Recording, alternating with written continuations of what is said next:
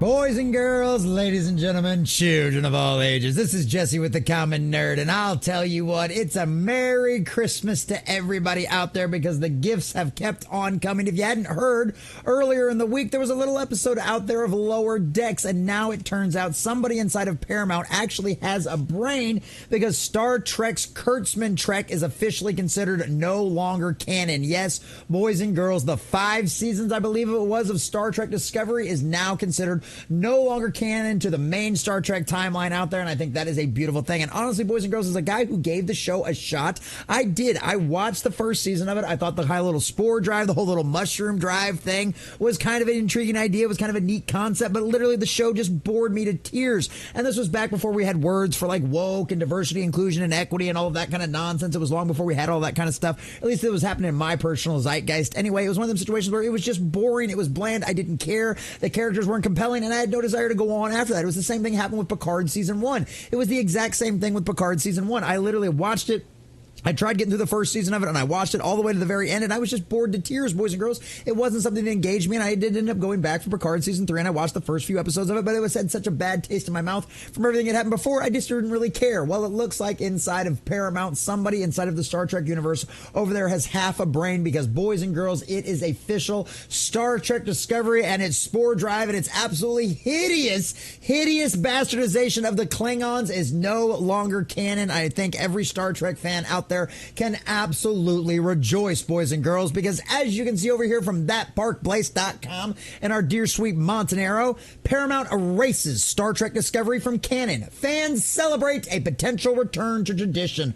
Oh, wouldn't that be nice, boys and girls, because the whole concept, the whole idea of trying to make Star Trek for a broader and wider audience is absolutely ridiculous. Star Trek has always been a niche thing out there, but it's also been a very successful franchise by being so niche. I mean, you can't go to a single Comic-Con out there in any way, shape, or form where you won't see a bunch of Trekkies out there. I know our local one, they have the exact same group out there that comes out every single year. They show up in all their outfits, they show up in all their makeup, and it's fun. It's wonderful. I love getting pictures with them. It's always a good time. There will always be a hardcore Star Trek fan base, but it is not something that's going to appeal to a broad audience out there, and there's nothing wrong with that. Not everything needs to be for everyone, and when you try to make everything for everyone, it ends up becoming for no one, and that's exactly what we saw with Kurtzman Trek, and fortunately enough for all of us boys and girls, it looks like it's being erased from canon. So maybe that new acquisition by Skydance actually will end up going forward and end up giving us some good quality Star Trek going forward. But at the end of the day, we'll have to wait and see what happens. So we're going to share this article from thatparkplace.com, getting all of the juicy details. But before we do, if you do enjoy our content, hit that like button, share with all your friends, and subscribe or follow if you have not already, boys and girls, because we are grinding, we are growing,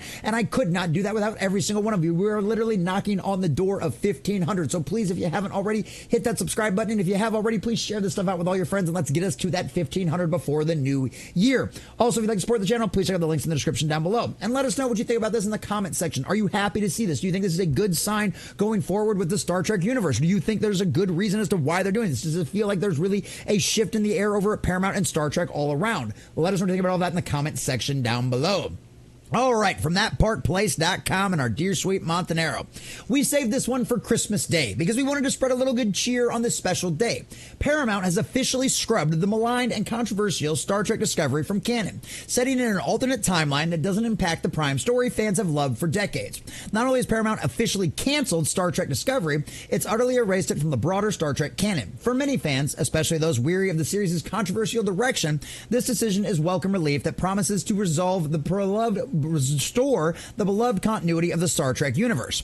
Star Trek Discovery debuted with high expectations. I was excited for it. I was, honestly, I was one of those Star Trek fans. I grew up in the 90s, and, I saw some of Next Generation and I saw some reruns of the original series, but I really kind of grew up on the tail end of DS9 and kind of moved into Voyager. So I had no problem with a female captain or anything like that leading the way. I loved Star Trek Voyager. I love Deep Space Nine. They're incredible examples of this. So I was totally down to give this a shot. I was like, ooh, cool, a new Star Trek series. Let's check this out. And yeah, no, it was bad. I was bored to tears. It was absolute garbage.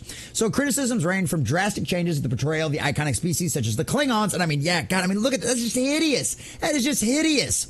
To deviations from established timeline and character arcs. The early seasons set the series in the past, but inconsistencies soon emerged, leading to widespread dissatisfaction. One of the most contentious issues was the redesign of the Klingons. Traditionally, fans were taken aback by the new aesthetic, which diverged sharply from the established look seen in Star Trek the original series and subsequent iterations like Strange New Worlds, which is a spin-off of Discovery, which makes the choice all the more confusing. Basically, it sounds like they were just using any kind of excuse to erase this nonsense garbage from canon continuity and actually try to move on with something different and go, yeah, that was a mistake. We're sorry. Our bad. We're never going to look at that ever again. So yeah, sorry. No more spore drives. The departure was not only disruptive to longtime enthusiasts, it also disrupted the visual continuity that's a hallmark of the Star Trek franchise. And honestly, it looked like a lot more what they'd been doing in like the movies, right? Which is supposed to be like an alternative timeline as well. It's like looked like that's what they were trying to line up with, which yeah, either way, did not pan out very well with most of the Star Trek forms. I'm sorry, that looks nothing like Worf, boys and girls. In an unexpected move, Paramount utilized the final episode of Star Trek Lower Decks to address the controversy surrounding Discovery. According to Giant Freaking Robot, Lower Decks officially confirmed that Discovery exists in an alternate universe, separated from the main Star Trek timeline. And yes, there he is. There's the asshole responsible for all of this nonsense, boys and girls. Alex Kurtzman himself, who thought he knew better than Gene Roddenberry and everybody else that ever come before him. He thought he could be like the Most High and rewrite it in his own image. And well, how'd that work out for him? This revelation effectively erases the Alex Kurtzman created series from the Prime canon, ensuring that its divergence no longer impacts the overarching narrative. The explanation provided involves a fascinating sci-fi concept. There's a rift surrounding by a Schrodinger possibility field that remaps matter into an alternate reality version from the multiverse. This event transforms the main timeline Klingons into those seen in Discovery, clearly delineating between the two universes. Consequently, while Lower Decks remains canon and part of the Prime timeline, Discovery is relegated to an alternate timeline, mitigating its previous inconsistencies, basically erasing all of the problems with continuity. And why did they have all these problems with continuity? Because the Alex Kurtzman did not come in and do like what some of the guys did for like Next Generation and some other things out there. He didn't go back out there. He didn't study the canon. He didn't study the source material. No. He knew what he knew from his basic overarching view of what Star Trek was and decided to go forward in his own direction and kind of completely and totally redo it for his own thing. Well, I wonder why that didn't work out very well for the fans. I wonder why the fans' reception wasn't all that high on it, because this is what happens when you start to rewrite things in your own image. Guess what? The fans are not going to be happy with it. And like I said, it seems like somebody inside of Paramount had half a brain and has decided to fix it. The strategic eraser is not Paramount's first attempt at maintaining continuity. Lower Decks has previously addressed and rectified long-standing continuity issues, such as the 50-year-plus debate over the appearance of the Orions. By reaffirming Lower Decks as canon and aligning it with the main timeline, Paramount reinforces the integrity of the Star Trek universe. That's just funny that they've literally been using this off. I haven't watched Lower Decks. Maybe I'm going to have to now. I've heard some people really did enjoy it, but a lot of the hardcore Star Trek fans were like, it's not Star Trek. But I know some other people really enjoyed it, so I might have to go back and watch it just alone for this episode right here. But it seems like it's funny because they're using what is supposed to be a spinoff of Discovery, right? Lower Decks, to end up correcting the timeline and correcting all the mistakes that happened inside of Discovery. So I don't know who's in charge of Lower Decks and the writing and who made these decisions, but shout out to you. You're doing a good job and you're going to make the fans happy. And trust me, you will be rewarded for that as long as what you come out with next is actually sticks to a Star Trek feeling out there. So despite starring a Discovery spinoff, Strange New Worlds continuity to uphold the traditional look of the Klingons. While the cancellations of both Discovery and Lower Decks, alongside with the conclusion of Star Trek Picard, Paramount is shifting its focus to new projects that promise to enrich the Star Trek universe without disrupting its established canon. And obviously, we all know that the next thing that's going to come out, of course, is going to be that little upcoming Section 31 thing. But because it's a direct spinoff of Discovery, guess what? Section 31 isn't going to be canon either. And that's one of the funny parts about this. So the decision to cancel and erase Star Trek Discovery from canon ultimately serves the greater good of the Star Trek franchise. By removing a divisive element, Paramount is paving the way for a more cohesive and beloved universe that honors the legacy of its storied past. For fans who long for consistency and respect for the original material, this move is a cause for celebration. Now, they just have to make a show that Star Trek fans like. And of course, that's always the problem, right? Can they do that? Can they pull that off? Can they actually make a good Star Trek series, right? It's like we've talked about with Marvel, right? We know that from all of the rumors and from Chris Gore and all that kind of stuff, that they fired all of the activist producers inside of Marvel, right? But we don't know if they have anybody left with talent, right? And that's the problem. Now, we know, of course, the guy over there that did Picard Season 3, and I cannot remember his name right now. I'm having a complete and total brain fart, and I apologize. Metalis, right? Wasn't it Terry Metalis? Wasn't that guy the guy that was responsible for Picard Season 3?